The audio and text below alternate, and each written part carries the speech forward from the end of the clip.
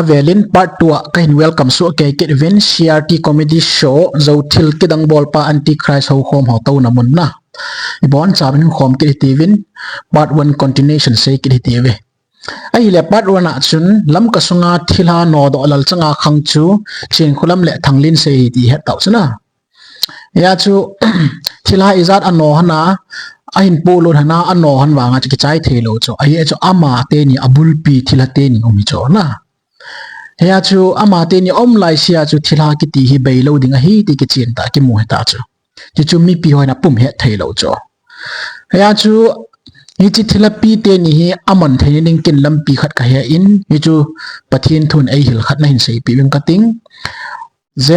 Jacob bung li chang sagi chu simai le chu ti hi je chun nang ho pathin thun nungun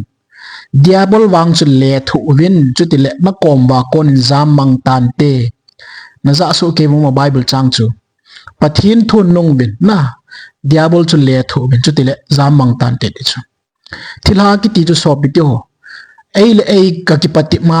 nang pathi mi ne hi lo le thilha no tan na no theilom ti a ki bol ngai lo bible chun pathin thu hello chun diabol chu zam tan te ti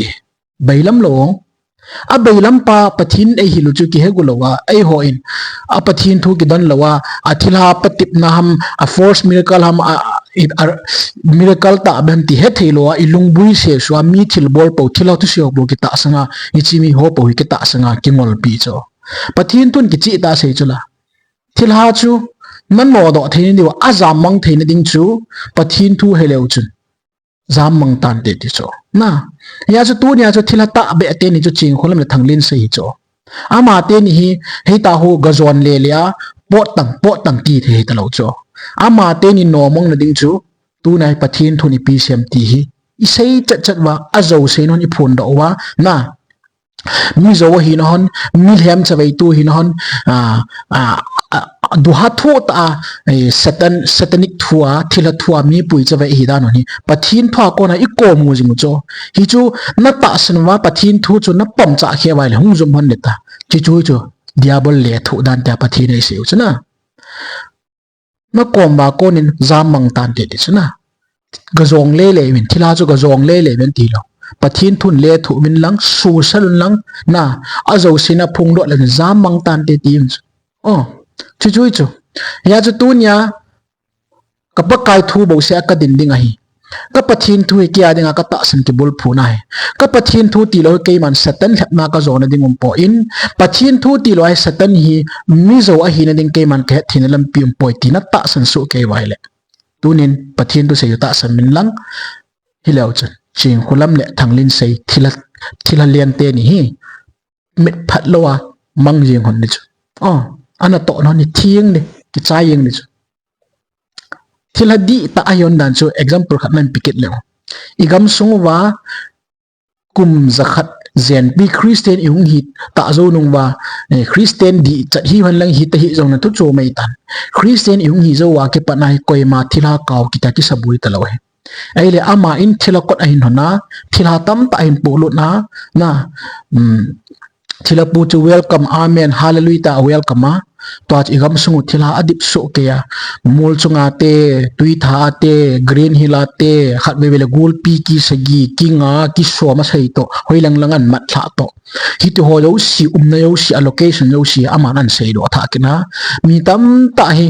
tai thila thua an ma ma mi an su ngale cho hi chun pi ba sam te le thila te chunga leng nu le avai ho mo mo he ti ki sin ta phun do cho tunin pathin thui ta san to thu ki se hi ta san to chilaya thilo ko naga zon le lew ngai lo pi min sunga mi tam ta chapong hi tia bu yong koi mam thi be ta pathin thu na ta san bai le thilan no mong na dinga no mong na lo pi pen pathin thu na ki hilwa iti dana he thelo da im jing ham tunya ama bol hi force deliverance ministry force miracle ngana thila thu ngana na to hi ki chin tai phun do jing wa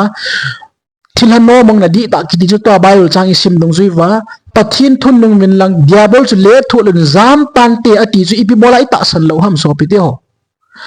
tunya thila ka no etia thila kam su ami hila thila kam su apna thila pu na lung su ka he e na pathin min so le tila azo zo sengan pi chu nong ho na thu wa cho chu na ta san ji wa thila no asa ai chu la nó dạo về tu niệm pathin thu tạ san leo chân hi chi a zo no chi mat do dingo zo sei hi chi zo sei hi ti chat chat wai le thila chu zum ta chala hi chi ching holam le thangnin sei chu tile ana to non chu ni khat ka thieng de chula ipi bola pathin thu ta san lo bia hi chin nu duha hep na le hi chin nu zuhun vai zuhun na nungai na khamngol jing na ye chon ko so pi tu tu nya hi idam na diu chu pathin thu bo oh ai le tun chi part 2 video vek in din ita banga reaction ni bol thei kin am ga vek ri ti ve 555 ba kon ga ve pan hi ti min bpn bol do am pathin do nai bpn sei do am ga vek ri ti ve le asa isumina ki mando ata cho imat lo le tu na mai ki khai di ta imat ta uhilana ama ga hali ta to na zra chi sumina Yohan thane sumini hallelujah kyon thane na kane pove kane yo nazra jisu mina kan mane in the name of Jesus in the name na za wa chapang nu pen gin chu na za wa ngai ke to nazra jisu mina kan mane in the name of Jesus in the name of Jesus anaya ka thu la ti chu chap chi ama o mo mong ta ama ta sa ta ching khula mon torture bo ri cho a op lai khuna lai oi lai ta ki si chu iti nok da iti ha sat da di hamo na ko yam chalai op phang lai ta hi tai lai thagui pi jam lai ta khatin lai chi ki si a chi ki he ki ju koi ve tong wo thila da na ngu a mi hi mental harassment bol cho part 1 ai sei bong ma chu mi physical victimize a bol cho abuse cho so pi to chi abuse chu me hoi tan ve tong chapong ngolung ye asu ngol chu me ipia as ipia su ngol ham chula a hol da dang khat hungum na beta thu ki sei na ta san ting lo hi ta bang chapang hoi lai lai hin lui do a hoi lai lai ta bang background nei ya chin khola min hi ta bang nan to ding ting le i ta banga plan ani sim ham ti hi azunga za hung ki khol na beta yong le tu ai ve to mi hi phaja ke cha physical ya abuse ability ki chen da ki lang chu agan thei dan chu na part 1 a thila hi lo dani sei ta ma te ni thila hi dani sei ya chu thila hon ya chu mi physical abuse bolon cho thila chu mi sugan theding mi sumong dingaung he ti chula mi that dingaung he ti chula na ya chu chapang tam ta thila thuangol sa abong la ki khaili sa abong la tu ya thi sa abon chi ga ma hi cho tul that ni mo wa ai la ma te ni context la te dimen alum nu ko thila ding la ki tai ti be thila ding ga gyal kita mihemin physical body ya mihim hing kha chuni chi spiritual being kha choi ta torture ki bor them he ta ki sugan them ya chu hi chi thila te ni hi azzo nai phon no ke bible se bang chu pathin thu pan leo chen diabol jam tam te di chuna hi chi diabol na to na hi chi satanic agent no in hi ta banga illa wa pathin thu hello hol a zo thu ngana bol pe ni pathin thu pan sen ni phong lo ke ti be diabol kiti satan kiti thila kiti him ten hi ta hi abol eng thia su gen thei ham revelation bung som ni chang som hui sim ti ngai la bible ki chin ta se chu diabol in su gen thei ding le hin that ding tu chu pathian bo he ti chu hi chini ding le chun pathianin meila kat namuna chu thiam gaul hem ho le amol hem la satan long chu tun sot mei di la a go di he ti chu a su gen thei de ti lai chu na tua e hon thila isu gan thei lam peblo pathinin tua he e ho satan hi ai tai ache khiwa akeng mat wa khot akan thei de e ho dinga e ho capacity am lo choi ta bang chu na chi cho ching khulam he ta chimi na su ngol na hi ta bai na bum na he a chu ka sei ta chula ai munu khu thila bolai poi ching khulam ho lo in psychological trick trauma akoi ga moi boi athilha cho ma te ni he ka ti ai le asu gan the khu chapang he bo chula ya cho ama te ni thila hi cho thila num chang pu na mi su gan thei ding mo nga hung ki sate ni ya chu force miracle force sign na tong te ni ya chu ma te ni mi su gan thei hi ta khu mi he min jong satan ki su gan thei lo choi hon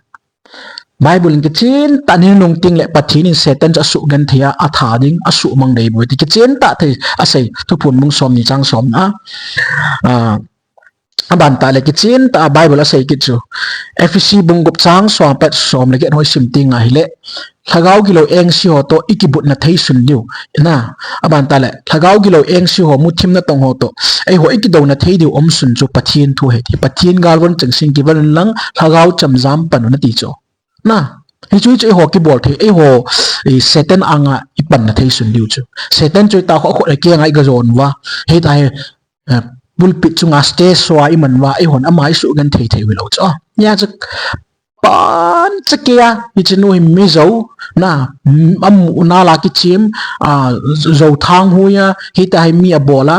mi alim ngola mi duha puya mi abum ngola hi to ta bang zo si ama thilana to na stage song an he di ki chin tai phon da no mi thil mi min thilai tin su gan thei ngai poi di ki chin ta bible a ko na ki mo he ngã với cái tivi ta bằng rek số năm thêm chỉ số mình thằng vậy thì làm sao ta nó bỏ đi đang suy khắc kia bố này xây ngay này tận này tay khi lang ngân tập cái chiên riêng ngoài à thì pi xem chỉ là không ai tao mi hạt cái thợ về những vợ cái khẩy lý sao chỉ lai thui gạo ngay tiêu lấy mà khung lăng ngọ hình gạo ngay cái điều tệ anh vào cho khẩy rồi sao là cái thao về anh vào cho khẩy rồi ở tiếng hoa cái hiện lộ chỗ mà em mà không tu mà điều cho nên mà không có pasal cái khai lý sao vậy thì lai pha về hoa cho lai hi lâu nên có man điều vậy cái cái povin pasal hoa lăng mo pa ham hoa lăng chapang khát để mà không cái khai lý về thì thế là nào anh sunga cái tụ mồ hôi ông cái hộp bỏ lên về tao chính hulam mi dầu nu hi banga hi chalaya athila dana age ho tu seyong zongan pon skya zongan le ma khona hon zong koi ham zong ka he po ve ti chu mi thi tam ta min thila ta hi ami lung thim ka he ta le athila thao mi thao cha he diu chu la ami nu zong he ding ai nu zong a hu veng zong he di chu la mi ka that e tia aveng min zong hello na akum zong he ding alim su zong he ding amin zong he di chu la thila mi thil zo si he pa ti nu chun ipi bola mi mina het lo athana mun jong het lo hoi lai chat hi jong het lo ya chu ching hulam mi zo nu banga ai chi athila jok nu jong athila hin tablut nu jong mi zo wa hi abon chi ka stay song ni ti chen ta ki lang chat le mo khong na hon jong video an comment cho ipi thila yong hi ya mi ka that e tia min jong sei do thilo an tin cho thilong le bo ti piu chan mi sat bu cho ching kho lam le thang len sei thilongol te ni nang ni thilongol banga hi tu la ya inam pum ti mi yo singol ding sap the na zo na se hon pathin to ko na ke phong no jing ning mi zum mo mi pol che kampol che thang hui mi ki choi sang thilha to ki chim thilha to ki vop setan lengam machal na dinga diabol aman cha ne yoni na thilano mi ka that ti amin jong het lo aveng jong het lo leima khonga ti mai leima khonga mi thi tam ta am chu hoi je pe tham mi tha chỉ xây dựng vài ở đây để rồi anh cái bắt thủ kịch điều cho tua video mà sẽ pena amin à xây lâu dinh hisap những tao à hết lâu thì này ta chứ hi chỉ mà nào cho kịch tin là gam tin cho detail ta hình cái beta bon cái stage show chứ tu ni video ho le ama sa video ho yung chu ATM cho nên là thu cái xây ho le thu nên le approve ho nên ngahong cái sim ngani bao chứ hi à cho cây mình ho ăn phá gì lắp bạ cái bạ nhiều nè thêm mà à thu là mà màu tí này cho patien thôi hi à chu mi dầu khon te hi Antichrist bangam mizo pa chanu hi ti chen ta chin khulam phat chit mizo ki ti chu koi ham bible and diabol he ti cho ale azo se ying cho namu ta wa hiya chu chin khulam chu thilha mo he ti chen ta kilam chu part one ai se bangwa chu zo se dinga pathia sol pi chu na ati cho zo to ki tu kop zo wa hung kon ki ti chu thagau gi lo hi cho chi chin khulam chu hi chu zo ngana sei dầu ngân sẽ ata kiti mom lo hiya chu dầu sei kiti chu thila he ti chu bible aban ga ve kiti ve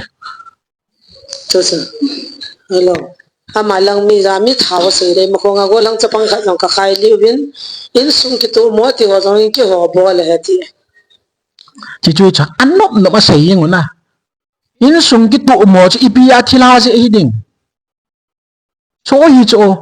reality am lo cho so pitio reality ki ti apun nei lo cho hi tai ammo manga na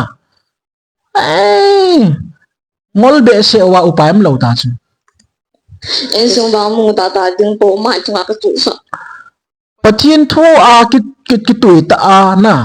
pathian thu a chon jing te chu a hi lai le lei se thu le pi thu yong le in sum ki ti chu thilan a bol ngol thei ji a mi ki tu mo jing hilo cho ki tu mo na thei thil tam ta thu le la om jing cho hi cho chu setan mi nung thim la hilo wa mi nu khusung gi la mu thei pon ipti in sung se ke ki tu mo sa ti ya cha mi zo completely mi zo nu he ti ki chin ta ki lang mi zo chu bible in thila he ti yeng oh ya cho bonds ga stay song ani al bonds ke wa ki chim khom ngan ho ne het di we alvin ama la hu the lo mo he lo cha ka ka min ji na ho na to thila ni ta pha na seiwa a pha na to di wo sung le pa na ki ba atan uri me chilai cho point gim nei ta sei đó cho ngai to chilai chu tu ni part kwa de nga poi mo pe khai su ngai to hu the lo mo he lo cha ka min ji na ho na to thila ni ta pha na seiwa a pha na to di wo sung le pa na ki ba atan uri me mi dam mi sei mi pat mi ne na ho ne uri me me mo wa ta chu aki sei chu tu ni amma le man 100% a in that sai ta chu jing khulami he na sa ki chi ma hi thila a ho na sa thila a ho jong he thila tu ta san jong man ki he hi a mai he na sa lei tul mi ngol hoi a pui chat be boy ka ti chu di ta chu to chu na mu wa ai chu thila in zo sei hi thila in thil pha sei poi thila in thu pha sei poi ti chu to a kam sang ta ma wan sei do chu iti a thila thu pha na sei wa thu hai na sei wa ti chu zo sei he ti ki chin ta ki lang ta chu thila chu tun be to le thila welcome chu koi ha na pathian pa win in sol chu atyani welcome chu ching khulam hilo na bible kalwalin na atong the ya chu pathian in thila jong a hin man cha ji ta hiam la chu koyong if bangam ki hiam lama sa chu ching khulam hi cho na ai le thila mi lung sunga he atya mi sung gila he atiket na hei ta mi hin pui za wei ki chu ama ma ki chu la na mu wa ya chu thila in zo se ye ti cho he ai ma thila yo si welcome zo se hi he na sa ya chi chinu he na sa ki chim in he na sa ki chim hi le hi chinu hi chi stay show ho hi ai yo he lo cha khana hi pem khat technique khat nei chu hi chi technique ben ji khol do diu cho ani nga to hi khol do gu diu chu kina khol dan ka he chu pathian thua ko na ke chen ta ni khat la kan thon do ni to a jong lam pi che ta chu ai la to mi zo hi na thila hi dan thu ta nei lo dan ki bul le bang nei lo hi dan mi zon chi hi dan thilha zo si chunga thilha ki bul khom na mun a hi dan ho i sei jing chu to ai bible thu to ki chi de lo dan ho ki chin ta i khol do jing a chu tiai le hi cho chu i ki min de wai le i pi technique aman ham ti chu a zo ting le beilam cha su tu thei ta chu ki chu hin de kha be ga be ke ti pi ma ba nam mai koi dang he da silaya 832 chanu mene ke ha 832 hi ga ngai ta diu ti pi siam 832 na ga chi ti ben na tu na hong kon ho bon en tham ke chi ha lu ki thol sau ke ji shim ne tu wala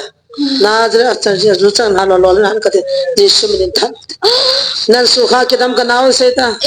na na chi ta na chi ta jana ta hai ne na na chi ta na chi ji shim ne kyon kai ma cha ka nei lo ka nei na jra ji shim na ka man yo thane nam pe jisu min thano te hallelujah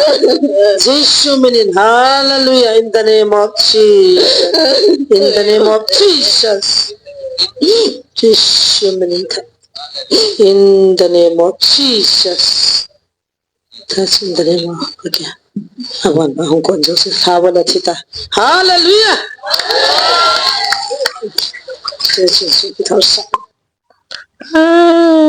om lo thiên be bola hai tai kilem cha wai yeng physical abuse bol chapang no aman azo sei kit thila atha da na sei kit ta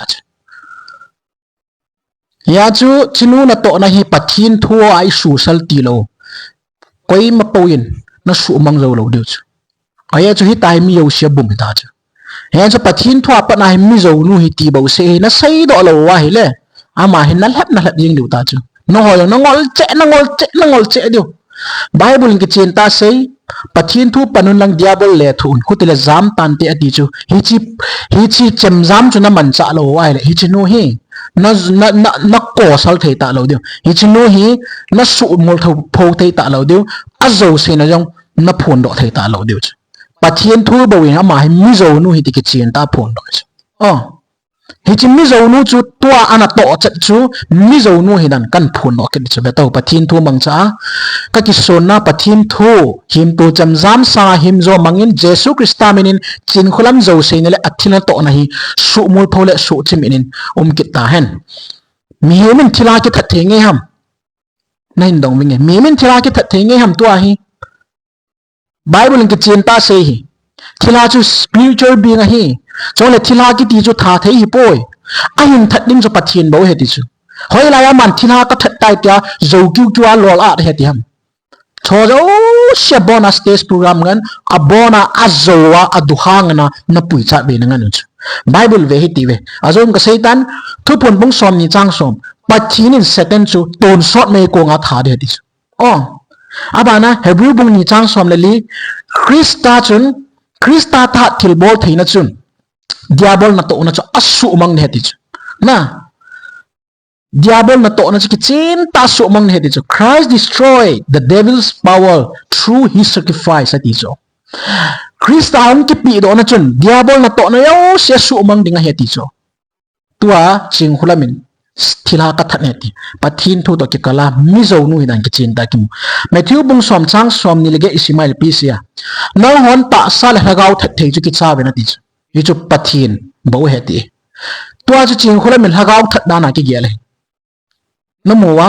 spiritual being थत दाना की गेले आमा पथिना की गेल हम हिजुन पीबे सामतिले एंटी क्राइस्ट मोमो हिति की चिंता फोन दो नेचर या जो थिला मोमो हिति की चिंता इ फोन दो जो सुई लो है दे चई पथिन तो मिजो नु हिदा आमाय थिला नु हि मोमो हिति की चिंता फोन दो लम का सुंगा थिला लांग नु मियो सी बोर्गन थैनु चपंग हिन खो है लायो सी थना चपंग हिन खो लायो सी जुगन थिया चपंग हिन खो है लायो सी ब्रेन वॉश बॉल नु ले पाते हेड ना समझो सी ब्रेन वॉश बॉल हिति थिलंगोल नु ये abana Ezekiel bung som ni lege chang som lu ga apat som la koi simai le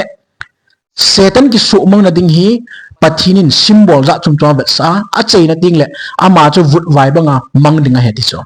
Ezekiel bung som ni lege sunga Satan ki lo pi sa non se a chei na ding le pathinin Satan na su mang na ding thu se ya chi ki chin ta hi chi no hi Satan man cha mi zo nu diabol mi zo nu chanu na tong mo mong hiti ki chin ta Bible ai phun do pi ki we abana first John bung thum chang get isimai le the son of God appear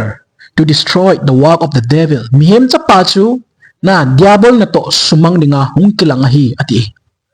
ama koi hiya hi chi thila chu that ding le sumang dinga aman alola ham zo kyu nga na le mo he kan neu la ya doli kan ki chem jewin kanau te ho to milim ho I hun sungla longa gari lim te ho kan ki chem jewin cha chan zo kyu gari ka tol do jewin kong hun ting le bu bel me bel ti ta ma zo kyu kya bu kyu no ta bang chi yung hun ne ga ki ne tho ta ma ki bot ga ki ti ja na ka va ta ya ki ti ja va na tong da na ki pot ki ja inung ki kile ki ja I zo ta ba cha ki chem ni cho chi tab bang na na ki lep bo jme lấy tuổi mình ngồi họ thì là năm xưa họ ye tiêm chân là pathin thu này kỷ lị phát kể rằng cái ngày khen khen tông miên nhiều như lị vinh lăng cái kia thọ xã hệ vinh lăng ní thì là nó ngộ cái sân ní cầu xe nó ngộ cái sân nó là nó cái tạ sân lù cầu xe này ngộ vai là cái tu xe nó tạ sân như cái tí cái lấn tạ sân kít lù cầu si pun cầu si hồn cầu si lý dal pa nó ngộ pa win cầu si hồn mà cha cái hết bố về mi lung chim cái hết bố về thì là nó tạ sân nôm kít lù kau sini dala ne ngo wa no ko ma ngo chu ke nu yang an hin kin ka he pha po ali dal pan he pha po ti ko na ta san kilo hi chun pi ba sam so neo cho kau si poi te na phot chit san no ho le no na phun do hi ti mai mi chu ki le ma na cha bai de ne hu bo chu me ya chu tu ni hung ki levin ki ti he ngai hin hemelang ฮิตบังอาปะทินทุนกิลนานั่นน่ะสะหมอเจวันนี่เวบิดน้ำมันไทยดิวอ๋อน้ำมันไทยเตะดิวช่วยเราดิฮิจูตุนี่ปาร์ตตัวฮิจันจุกันเสกิดิจิไลอวัตสีปาร์ต3ไอบอลกิดิวอ๋อยาจูเนียวจ่าใจเสวายเลยทุยเฮ็ดทีมด้วยยาจูจีจอมจ่ากันมาอัดโจนยสิอีพูนดอกจริงเดียวอายาจูน้องคนปะทินทุจุปันเลวจนเดียบอลจะจามองตันเตตีปะทินทัวปัดอินเดียบอลจะเลี้ยทุนตีจงเลี้ยวันเตปอนปะทินทัวเลี้ยทุนตีอาโจฮีนะมีโจนัวฮีนะมีได้จะเวนัวมีบุมนัวฮีดันปัจจุบันดอกว่าเลยจามองเลยตาสุยาจูตัวเนี่ยปะทินทุกิเซนตาสันว่าอันนั้นต่อทิลบอยสิปะทินทุดงจุยามีโจฮีนะจะพูนไปนะตาสันว่าเลยจิงคุลัมนะโตนะอัทิลันโตนะฮีทียังดิจูนาทุกบังงกดุลดิจูปะทินทุนะตาสันนุ่มเลวะไอจีอามิงอลทิลบอลอัทิลังอลนะโตนะฮีนะตาสันว่าเลยอามาฮีกิจอยสังยิ่งนี่กิจอยสังยิ่งนี่เดียบอลินเนี่ยเฮลโลกะว่ากาลที่งานนะไก่มังเดียวอาทิตย์เตยดินนี่อ๋อจะพัดเกจานี่แค่เดียวยาจะตัวนี้พาร์ท2วิดีโอจูชิงคุลัมหินทิลฮาโจเซฮีเฮนะซากิจิมาฮีนะอันนั้นต่อทิลบอยสิมิโจฮีที่กิจินไตพูนดอกจงเลยทิลฮาฮีนะไปยงอีพอดจิตเมียวอ๋อจะตัวนี้พาร์ท7พาร์ท3เลยกินมาตัวกินเดียวเว้